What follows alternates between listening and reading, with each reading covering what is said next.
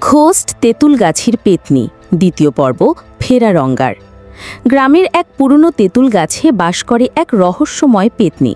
রাত হলেই সে ডাক দেয়, আর যে তার ডাকে সাড়া দেয় তার আর খোঁজ মেলে না। গ্রামের সাহসী কিশোর রবি এক রাতে সেই গাছের রহস্য উন্মোচন করতে গিয়ে নিখোঁজ হয়ে যায়। তবে রবি হারিয়ে যায়নি, সে ফিরেছে, কিন্তু সে আর আগের মতো নেই। রবির ফিরে আসার 7 দিন পরেও কেউ বুঝে উঠতে পারছিল না সে আদৌ আগের রবি কিনা। সে চুপচাপ থাকে, রাতের বেলা জানালায় দাঁড়িয়ে কিছুর সাথে ফিসফিস করে কথা বলে। মা খেয়াল করল সে এখন আর ভাত খায় না, শুধু পানি চায়, তবে সেটাও পুকুর ঘাটের পানি। এদিকে গ্রামে আবারও অদ্ভুত ঘটনা ঘটতে শুরু করল। যে যে গাছে তেঁতুল ছিল সেগুলো শুকিয়ে যাচ্ছে। বাড়ির ছোটরা রাতে ঘুমের মধ্যে চিৎকার করে উঠছে, তাদের চোখের ভাষা যেন কিছু দেখেছে, ভয়ঙ্কর কিছু। তেঁতুল গাছের অভিশাপ। গ্রামের বয়স্ক মাঝি কাকার মুখে বের হয়ে গেল, ওই গাছটা শুধু গাছ না, ওটা এক নরবলি চায় প্রতি 7 বছর পর। তিনি জানান 7 বছর আগে একই দিনে একটা মেয়ে নিখোঁজ হয়েছিল। তার নাম ছিল সুনিতা। সে ছিল ধাত্রীর মেয়ে। লোকমুখে শোনা যায় তার শরীর নাকি অলৌকিক শক্তির বাহক ছিল। পুকুর ঘাটে তাকে এক গহীন রাতে পাওয়া যায়নি। তারপর থেকেই শুরু এই গাছের পেতনির কাহিনী। রবির বন্ধুরা তাকে এক রাতে খুঁজতে বের হয়।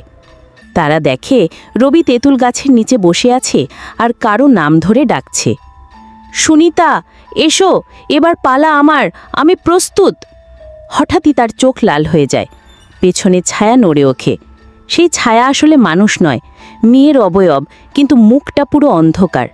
ছায়াটা ধীরে ধীরে রবির দেহে মিশে যায় আর সে জোরে চিৎকার করে ওঠে। তারপর সে অজ্ঞান হয়ে পড়ে। পরদিন গ্রামের পুরনো মন্দিরের পুরোহিত এসে বলেন, ও পেতনি আসলে পিশাচিনি, ও শুধু আত্মা খায় না, দেহ নিজের করে নেয়। যে পেতনি গাছে বেঁচে থাকে তার আত্মা শুধু প্রতিশোধের আগুনে পোড়ে।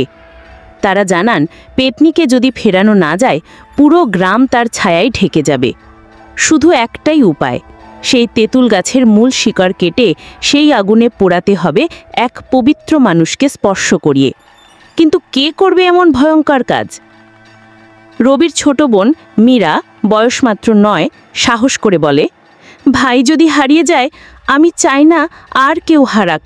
সে রাতের বেলা গাছে গিয়ে তার ভাইকে জড়িয়ে ধরে আর বলেই ফেলে, আমি পবিত্র, আমায় নাও, ওকে ছেড়ে দাও।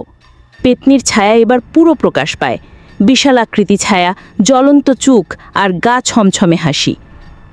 হঠাৎ গাছ কেঁপে ওঠে আর এক অদ্ভুত বিষাক্ত কুয়াশা গোটা আকাশ ঢেকে ফেলে। তারপর কি? 3 দিন পর সবাই দেখে গাছ নেই। রবি ঘরে ফিরে এসেছে আগের মতো স্বাভাবিক, কিন্তু মীরাকে আর কেউ খুঁজে পায়নি। চলবে পরবর্তী পর্বে। তেঁতুল গাছ নেই, কিন্তু পেতনির অভিশাপ কি সত্যিই শেষ? এক নতুন গাছে জন্ম নিচ্ছে সেই ছায়া, এক নতুন নামে।